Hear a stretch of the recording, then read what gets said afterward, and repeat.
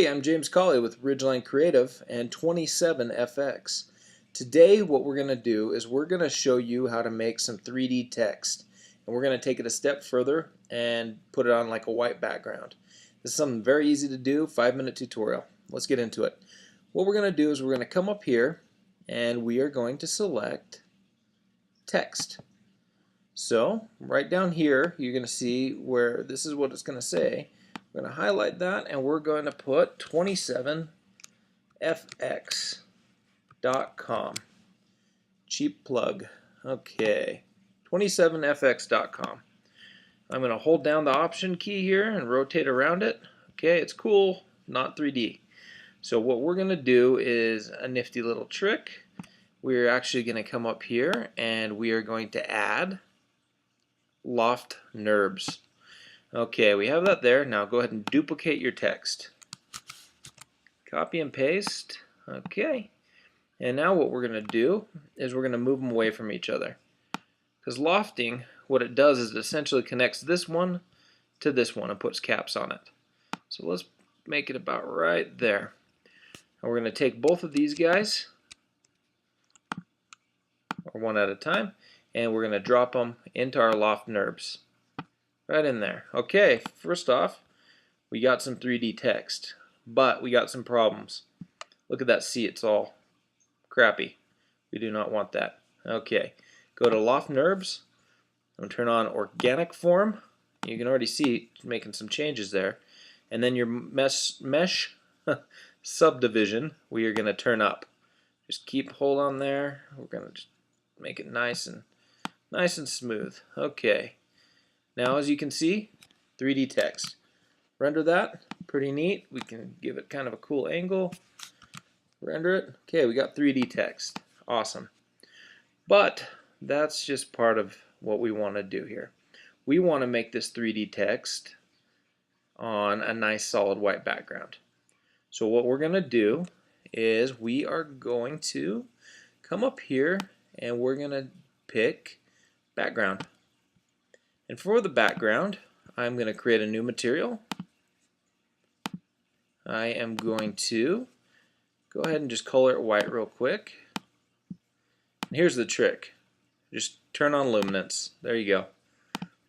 Now take this new material, and I turned on the luminance, and that's really all you have to do. I'm going to drag this onto my background and drop.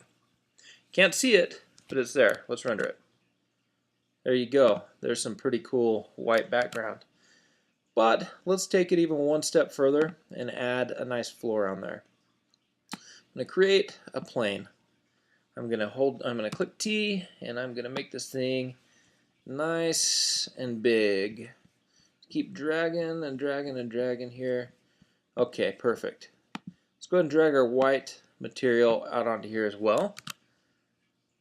There we go. We got some cool stuff going on here. Okay, well what we're going to do is we're going to make the floor reflective. As you can see right here, we got kind of a cool looking thing. If you take away the plane down here, you'll have a nice white background for your text or your object. But what I want is for this text to be sitting on something kind of cool.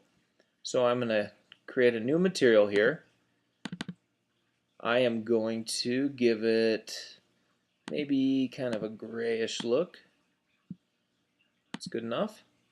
I am going to give it some bump, and I'm going to go to my trusty grunge texture, which is this right here. You can find any texture works, just grab something offline. Let's see, yes, and we are going to give it just a little bit of bump, so maybe 9. I'm also going to give it reflection. And I'm going to take that reflection and I'm going to take the brightness and I'm going to take it to 16. There we go.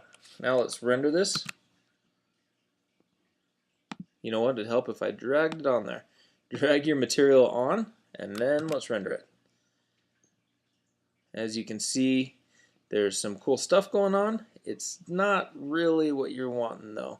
You can see there's a lot of bump and the reflection's pretty heavy. So I'm going to come into my material I'm going to adjust the bumps to maybe 5.